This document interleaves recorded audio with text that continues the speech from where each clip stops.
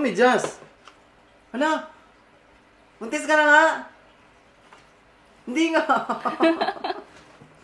Konnichiwa, Jana desu. Welcome to another episode of my Japan Diaries. Today is April 29, 2024, Monday at Golden Week pa rin nga dito sa Japan. At last day na din ito ng aking bakasyon dito sa Osaka with my sister. Bago nga umalis sa Airbnb namin, kami din na nakatoka na maglinis doon at magbaba ng lahat ng mga basura. At syempre kapag dito sa Japan, nakabukod ang pet bottles, ang paper at plastics. Pagbalik ko nga dito sa Pinas, nalulungkot ako kasi nga yung segregation dito sa Pinas, bihirang-bihira naman natutupad. Pero sana din matulad sa Pinas. Nauna na din pala sa aming umuwi si Yesa kahapon, kaya kaming tatlo na lang nila Kuya Tantan. At tingnan nyo si Kuya Tantan, hindi siya nagdala ng maleta, puro backpack lang kaya ang bigat. Today, wala naman na kaming planong galaan, pero since madami pa nga kaming time at maaga pa para umuwi, bumalik kami dito sa Dotonbori at malapit lang to sa amin, mga 10 minutes walk lang. Nung gumala kasi kami dito nung nakaraan ay gabi na, kaya gusto din naming makita ng umaga. At totoong chismis, mas maganda siya kapag gabi kasi nga may mga ilaw na yung mga billboard at mas madaming tao. Anyway, dumiretso na din pala kami dito sa Shinsaibashi para magtingin-tingin at mamili ng kung ano pang pasalubong. By the way, kung napansin nyo sa intro, today ko din plano i-surprise ang aking fiancé na si King Kong na buntis nga kami. Medyo matagal-tagal ko nga kinimkim to kasi nga gusto ko silang i-surprise, especially ang aking partner na si King Kong. Pagkatapos nga naming mag-snacks dito sa isang cafe, lumakad-lakad na kami. Dami pala dito mga bilihan, no? Madalas ko nga ding nakikita yung mga ibang vlogger dito katulad ni Mika Sang na gumagala dito sa Shinsaibashi. Eto ang si ate, gustong bumili ng New Balance yung 530. Matagal niya na kasi itong gustong bilhin and ako din, gusto ko din. Kaso wala naman akong plano ngayon pero napabili na din tuloy ako kasi nga gawa ni ate.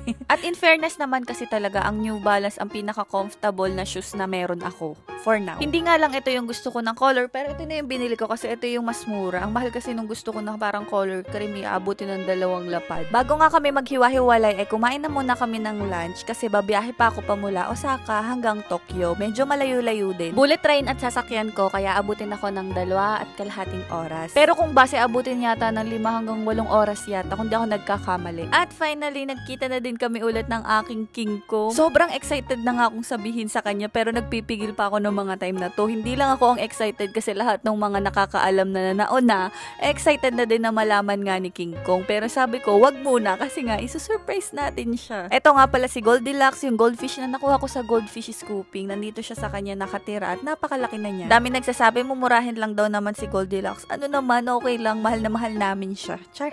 At ito na nga, full reaction ng aking King Kong. Tuwang-tuwa pa siya nito kasi meron akong dalang isang pirasong saging. Hindi niya alam, yun ay baon ko kasi nagkikrib ako sa saging. Kinanya na niya. Patas ba yan? Zara nga Oh, ayan.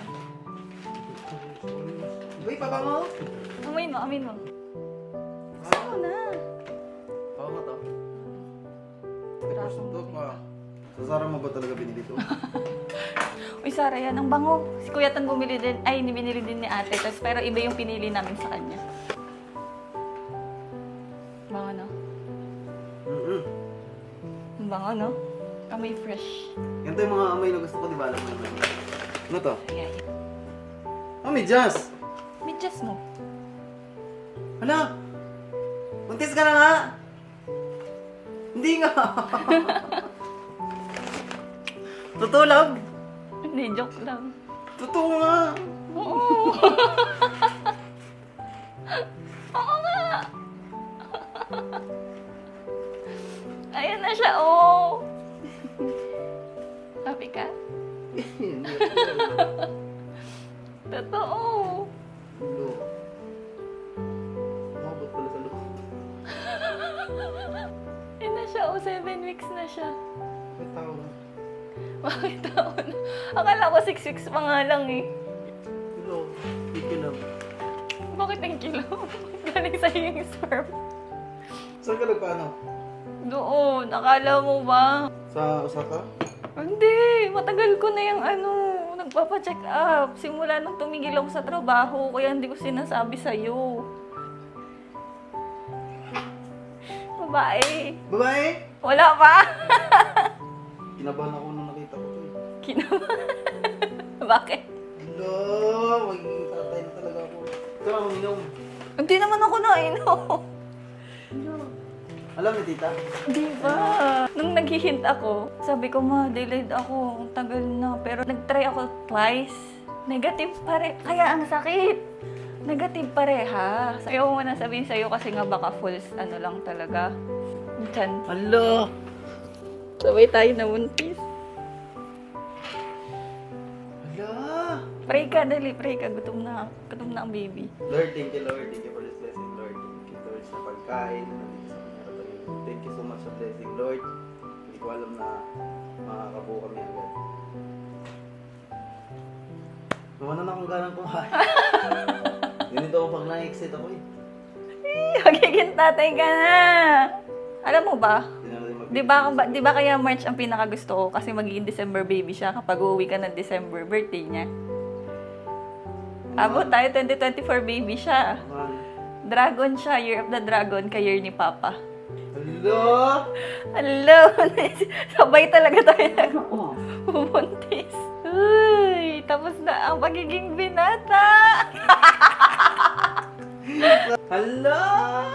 Ang lola na si Mama Arlene. Sasabihin ko ba?